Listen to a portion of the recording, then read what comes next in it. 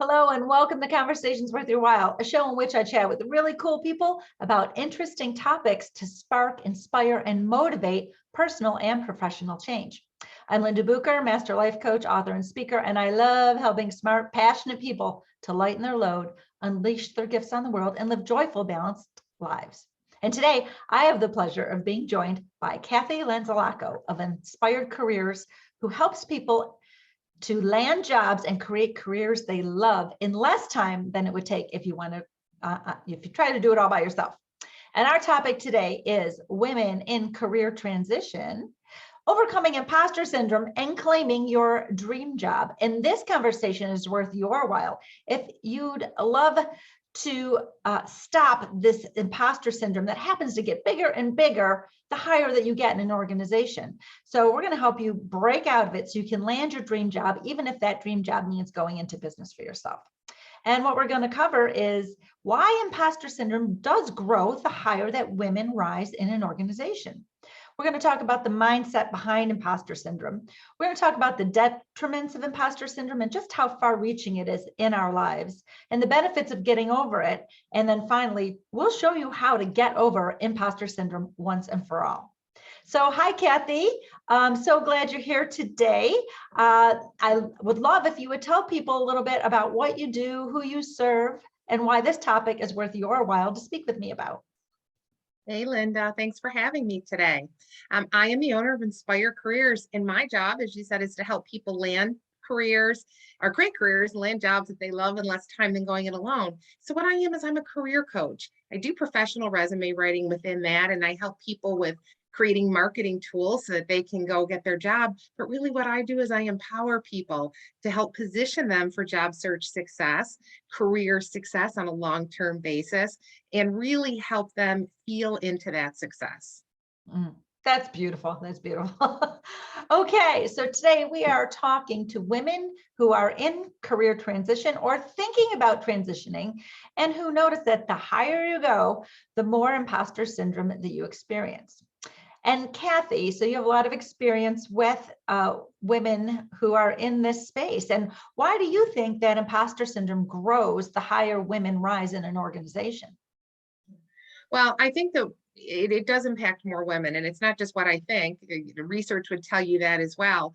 And the reason that imposter syndrome exists in any of us anyway is because we've been socially conditioned to believe that we're not good enough, or that we're lacking in some way, or that our achievements are not our own. And as a woman rises in an organization and amasses more responsibility, and even though she may have more success, those doubts, that inner demon, if you will, can come to the surface and knock on our subconscious and say, yes, you've done all these great things, whether it's mentoring others, saving money, expanding the business, whatever the goals of the organization are. But there's always that little twinge underneath to say, was that a one time? Was that a fluke? Well, maybe if it was particularly easy because it was in their zone of genius to do, they give it less credit. And again, socially, it's just what we've been conditioned that we should be doing more, or if it is coming too easy, perhaps it isn't good enough. So as you expand your reach in an organization, sometimes those doubts come back more. And without the right support systems in an organization to support women to lean into that leadership, that imposter syndrome can take over. And as the glass ceiling, as we're trying to break that, and women are landing CEO positions and other C-suite positions at some of these companies for the first time, white women, women of color as well. And while it's so very exciting, sometimes it's ourselves that hold us back. And that's never an excuse for the systems that are not there to support us. But we have to be able to clear our own heads first. You're absolutely right.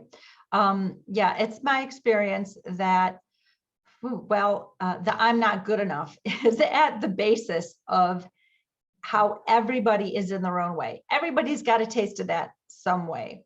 I talk about this ad nauseum in so many other places, but I'll just share a little bit. We gain these beliefs that we're not enough and that we have to be proving ourselves in order to feel worthy of anything, worthy of success, worthy of love, worthy of affection, worthy of attention, worthy of whatever, that we have to keep hustling. We hustle for that approval all the time, or hustling for that worth. And the more we have to hustle to achieve a success, the more we believe like, well, that's even more beyond where our worthiness was. Like, well, we only did this, there's just a little bit of a gap. Now, oh my God, this is a huge gap. That's why I believe that this imposter syndrome grows the higher a woman rises in the organization. And some organizations are very forward and beautiful, and they offer coaching to executives, because they recognize that people need to get out of their own way, that it is, the obstacles are within us. The obstacle is not usually within the organization. A lot of times I have been known to say that most business problems and challenges are not really business related. They're up here and they're in our hearts, right? And so we really do need to get this mindset shifted in order for us to step into our own power and not feel this imposter syndrome, because it feels yucky. So let's talk about mindset. When you work with the people you work with, what kind of mindset do you run across when it comes to imposter syndrome specifically? Well, there's a very distinct, and it's not an all-inclusive statement, I want to say that, but there's a really distinct line between men and women and how they approach their job search. Right. And you can read this online as well, as that men will look at a job posting and they will say, oh, I've got 2 out of 10 qualifications. I'll apply for that. No problem. And women will say, I have to have 9.5 or 10. Oh, I'm not qualified. And we don't even do this consciously, right? It's as you're skimming the job posting and you're looking and thinking, well, I've done this that they're asking for, but I've only done it 6 times. Maybe I haven't done it enough, or I have 7 years of experience, they're calling for 10. Well, I don't have it, right? So women tend to judge themselves harsher and hold themselves back from opportunities that they are absolutely qualified for. So much of my work with women tends to be getting them out of that shift of, I'm not good enough or I'm not confident enough, into really leaning into their power and taking what is rightfully theirs. And that's never to say that we're not qualified for certain positions. We're not, right? Men or women. There are certain things that just aren't in our wheelhouse, or we don't have that experience for. But in the vast majority, when I talk to women, I see this, and they're hesitant sometimes to throw their hat in the ring for things, and they downplay their experience and successes. So I always say job search success starts in the head. So getting your head in the right place, then the tools will follow. We can get the rest of it in there, and the personal branding and bragging about your accomplishments. You got to get it in here first. Yeah, I absolutely agree. It is a mindset thing for sure. Women tend to, but what's happening behind the scenes when they're saying, well, I'm not fully qualified, right? Is a very interesting mindset. And sometimes it's like, well, here's my specific list of things I can do. So they feel like they're pigeonholed and like that, well, what else could I do? This is what I've been doing for all this time. What else can I do? I've risen only in customer service. What do I know about operations? I can't move over to operations, right? Or I can't start my own business, because if I start my own business, I've got to know finance, I've got to know accounting, I've got to know operations, I've got to know marketing, and I'm not an expert in all those. I've only ever worked my way up the ladder in one area. So they feel as if the specific things that they've done is where their limitations are, that it's a silo. And what they don't recognize is that the fact that you were able to learn and grow and be strategic in your silo means you have the ability to learn and grow and be strategic across all of the silos. The skill set isn't in the specific things you are doing. The skill set is in, being able to apply and synthesize all of the knowledge and skills that you have. And we can do that across everything. We do it already naturally in our lives. We do that as mothers, we do that as sisters, right? We have knowledge and we help people with many things, not just our silo of our job. So we have this gift of synthesization. And so to be limited doesn't even actually make any sense when people think that. And so that's part of the mindset. And again, the bigger mindset behind imposter syndrome is always this: I'm not good enough. I don't know enough. There isn't enough. It's the not enough thing. And that's usually, I want to say, oh, always, but maybe it's not true always, but in my experience with coaching my clients, that belief gets put in their brain somewhere between 3 and 8 years old. And then our egos are hardwired. They don't like to be wrong. They like to be right. So if they have a belief, they just keep trying to find evidence of how that belief is true. So every time they didn't get a good, woman doesn't get, a girl doesn't get a good grade on a test, or doesn't do her best on her clarinet solo, or whatever it may be. Oh, see, there we go. There's more evidence. I'm not good enough. I'm not good enough. I'm not good enough. And so, it's not that that's the truth, because worthiness is not earnable and it's not degradable. It just is. A newborn baby is 1,000% worthy, and they don't even do anything to earn it, right? And the most problem teen you might have, because I've had 2 out of 3 were problem teens, no matter what they did wrong, they could not degrade worthiness at all. They're still 1,000% worthy. But the perception of our worthiness is the thing that suffers over time. And so I say that's good news, because if you've ever changed your mind in your life, you have the ability to change your perception of your worthiness. And once you do that, and at a very base level, in a very, I want to say a basal level, like at the cellular level, you know, I am enough. And you can say that with peace and not hubris, right? Just, I am enough. When you know that, then. And that's what I say. And I say that to people all the time, Linda. I say, if it's true, it's not bragging. Right. Right. Right. And the thing is that I've noticed that the most insecure people are the loudest braggers. The most secure people have that quiet confidence, and they don't need to brag, but they are confident talking about their achievements and successes because it's truth, right? And that's how you talk about, your business and what you do. You have a beautiful sense of, hey, I know what I do, and I know it's important, and I know it works, and I have the exact same feeling. So so it really isn't bragging at all. So let's talk about all the tentacles. When you have imposter syndrome, that leaks through to lots of different areas. So there's some big detriments to it. What do you have to say about that? Well, when we talk about women in the workplace and having imposter syndrome, that can play out by women not asking for and putting their hand up for promotional opportunities, for a raise that they have rightly earned, for a spot at the table among their peers that they know they can add value in. So, I mean, there's so many implications in the actual workplace that individually may not seem like a lot, but if you add them up, it can change the trajectory of a career.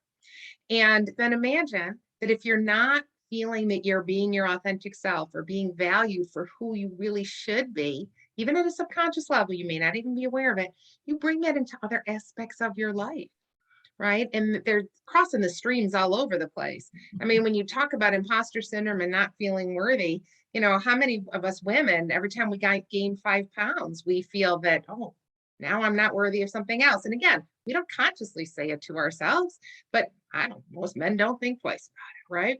So it's just all of that where we do have to be on alert to be able to develop that sense of when are we holding ourselves back versus letting others hold us back. Again, this isn't a conversation about systems in the workplace. That's a whole different conversation.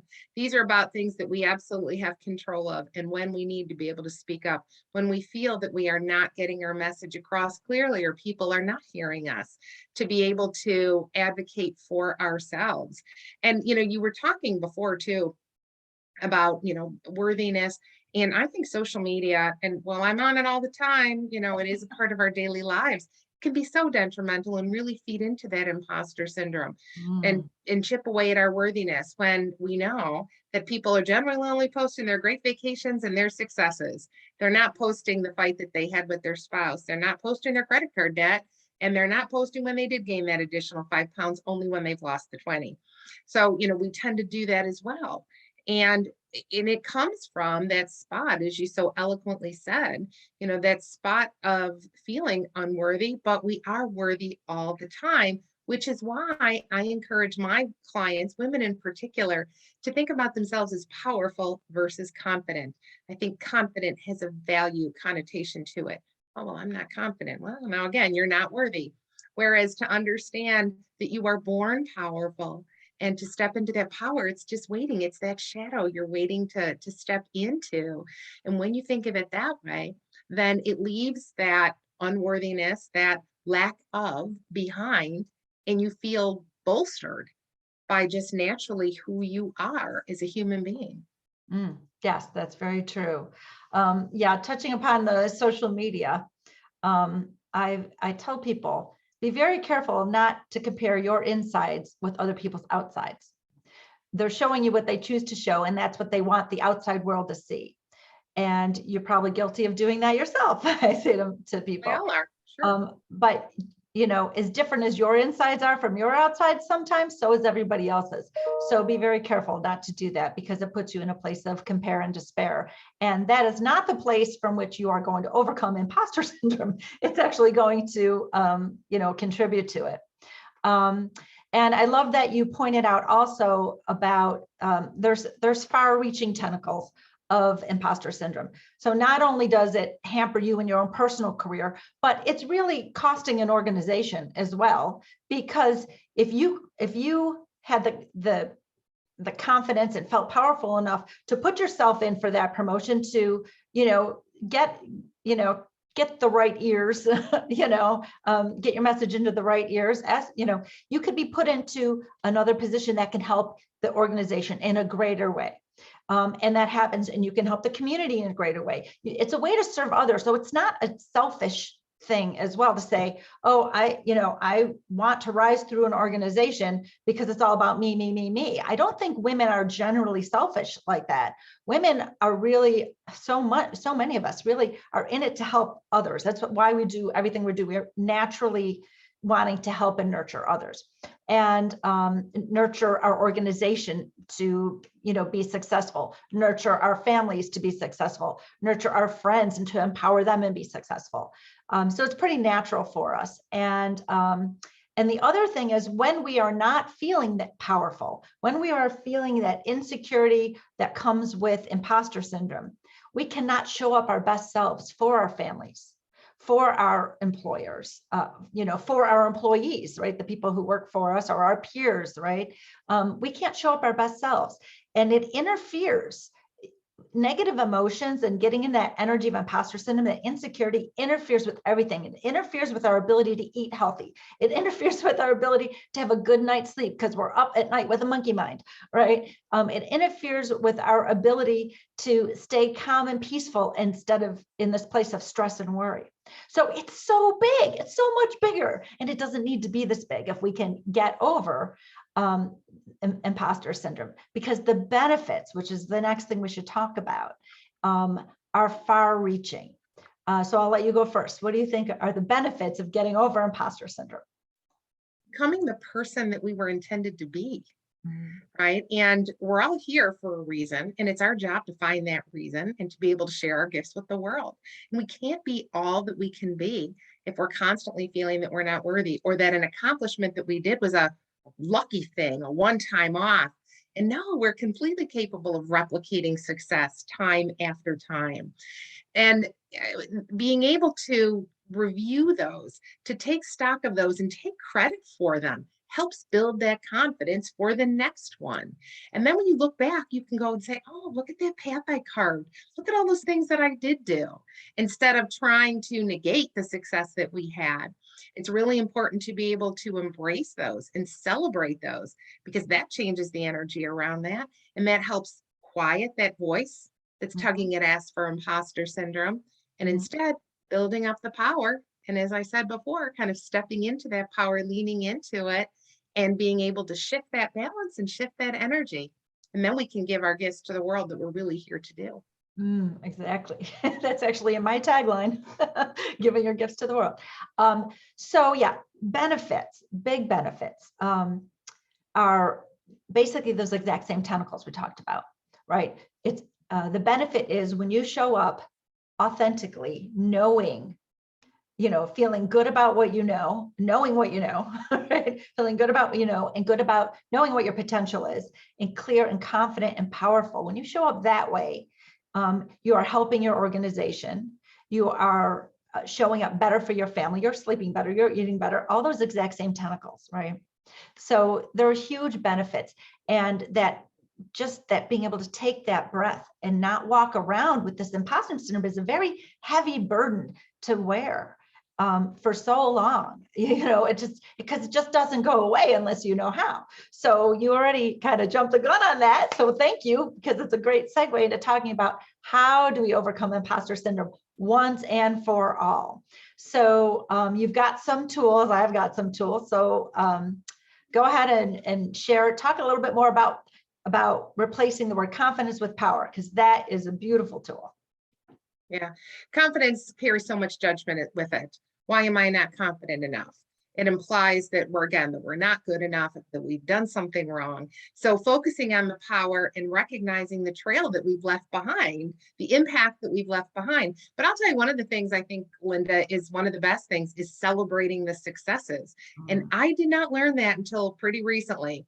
But being able to celebrate our successes as women leaders, as women in family life, as women in the workplace, wherever it might be, leading volunteers, whatever, being able to not just celebrate the successes of others, because we tend to do that first, which is great, which is wonderful, but to celebrate our own. How do we treat ourselves? How do we celebrate ourselves? Because once we do that, again, we're shifting the message that we're sending to ourselves. And listen, anybody that's trying something new may absolutely feel like, oh, I don't know if I should do that. We all have those brief things that shoot across our mind. Should I do that? Am I worthy? Should I be talking to that person? Am I qualified? Right? But chances are, it's really a good chance that if that thought has come across your mind and across yourself, you are qualified for it. But we have to help ourselves. We have to step into it. We have to take that action. And when someone ignores us or rejects us, doesn't give us the response we want, not to internalize it. Again, to celebrate that and say, okay, that wasn't the right path. Excellent. Now I know the right other path to go down. Instead of, yeah, that's exactly why. No, I wasn't good enough for that person. No, it just wasn't the right alignment at the time. So taking a different path is going to yield where the path you should be on. Very true. Very true. Yeah, so I have, I'm actually next week, I'm starting a group mentorship program, kicks off, and it's called a success mindset mentorship. And it's really about shifting mindset for success and getting over imposter syndrome. That's one of the things that comes up in, it's like a 10-step blueprint I take people through. And the first step is put the crap on the table so that you can deal with it. So we got to get those subconscious thoughts up to the surface. And then we deal with that. That's through coaching. And then step 3, which is a really interesting thing, which helps people to find this power that you beautifully brought up, is look how far you've come. And it's not just about celebrating it. It's actually about inspecting it, because within, when you, and the way I have them kind of phrase it is, I used to ABC, but now I XYZ, because now I know, whatever I know. And what that does is it brings up all those pieces of information that broaden that, oh, I'm not just in a silo anymore. Look at this, so it helps them arm women with all this information that now they have that can help them recognize just how far they've come. And so celebrate it, inspect it, recognize it all in one step. And then now they've got also some beautiful stories and language and copy if they want to write blog posts or an article for their corporation. It gives them some actual tangible results that they, in a place of look how far I've come. And when you look at it from A to B, right, then now you can inspire others to see that they can get from A to B as well. So it's a beautiful tool. I love to use that. Exciting. Tool Yeah, well. absolutely. Yeah. Yeah. So I love power versus confidence, because what happens is as soon as you are empowered, and I know the thing about the word empowerment, it's kind of a buzzword and it's not really meaningful until you have it. And then you're like, oh my God, there isn't a better word. It's so perfect, but when you don't have it, it just feels like a buzzword. But what happens is once you feel your power, you're not trying to convince you, there's no imposter there. When you get rid of that, it's not me. When you're like, oh my God, that is so me. Right? When you get that feeling, then the confidence just is. It's not, you don't have to cultivate confidence. You don't have to do anything to raise your confidence. It's once you recognize that power and release the beliefs that are causing you to stay in the I'm not good enough.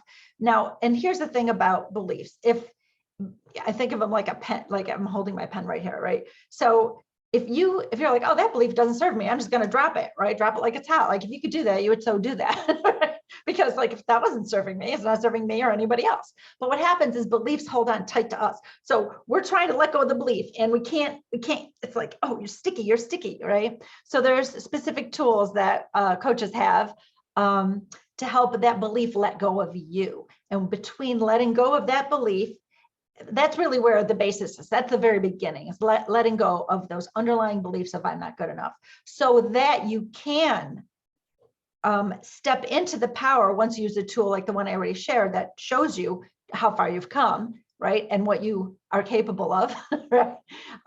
Now, instead of going, yeah, well, that doesn't matter. Now, because you've repaired that sense of worthiness, now you're like, oh, that so matters. And look how far I've come. And now you can live authentically, which is such a huge weight off your shoulders when you can show up at work authentically, not worrying about that. And I know that happens with men, like you're saying, like they just show up who they are, and they may get promoted, they may not, or whatever, but they are who they are, right? But women were like afraid and nervous, So when you have this repaired sense of worthiness, and you know what you know, and you know what you can do, and you have that quiet confidence and peace, and you show up authentically, and you speak when you want to speak, and you contribute when you want to contribute without worry about, being judged. That is how to move through life. That is a beautiful way to move through life. That is how you move up without imposter syndrome. That is how you serve your corporation, serve your community, serve your own business if you're your own business owner, serve your family, serve your friends. This is the way to show up in life. This is a way to be a benefit to society and feel beautiful and peaceful and balanced in your life. Yeah, I also, when you were talking, the other word that came to my mind is about humility, and kind of the misconceptions around humility and some of the toxic ways that we define it. Humility is not about giving away our power. It's not about downplaying what we've done, right? And I think we have been conditioned to think that that's the case. And really, we are more valued when we take credit for what we've done. But the humility piece comes in when we share credit with others and when we support other women. That's where really the healthy definition of humility comes in, is that it does take a village, and we probably didn't do everything on our own, but that doesn't mean we discount our contribution and things that we have done. And when you bring the others along with you and you're building up others for when they deserve it, then it helps you feel more valued for what you've done as well. So it's not just about walking into a room and putting our heads down and closing our mouths and saying, well, it really wasn't anything. Well, it probably was a lot, whatever it was that you did. But sharing those, the credit with others when due, makes you much more capable and welcoming to share what you've done with others. Right. And also when you share it, you are indirectly helping the people who are listening, because you're helping when they see that you've become empowered and that you are willing to share and celebrate, your accomplishments. It gives them permission that, oh, maybe I can do that, especially if you don't show up like a conceited jerk. If you show up with that quiet confidence, and then they say, wow, there is a way that I could maybe share what I do, because it's like taking your flame and lighting another's candle. That's what it's doing. It is in service of others. So it's a beautiful thing. This has been such a fun talk, Cathy. Thank you so much for being on Conversations Worth Your While. Now, I know that you have a free gift to share with our audience. Can you tell us a little bit about that? Yeah, I can go right to my website, inspirecareers.com, and I have a download on there that's called Personal Branding for Rising Professionals. And when I say rising professionals, I could absolutely mean younger people, but I mean everybody that's rising anywhere. And personal branding is the name of the game today. Why are you different than someone else? What makes you authentic? What makes you different? You talk about buzzwords, trying to get rid of the buzzwords and present who you are and what makes you unique. So go ahead and download that. Also go to my blog page, lots and lots of free resources there to help you navigate job search and building on your career success. So help yourself. Beautiful, thank you. And I will put the link to your website and your contact information in the description below, so everyone can check that out at the end. And I am Linda Bucher, and I love helping smart, multi-passionate high achievers to get out of their own way and unleash their potential so they can give their gifts to the world while living balanced lives. So once again, I would like to thank you, Cathy Lanzalaco of Inspired Careers, as well as our audience for sharing your time with us today. And until next time, make sure that you've made this conversation worth your while by fueling the spark it ignited.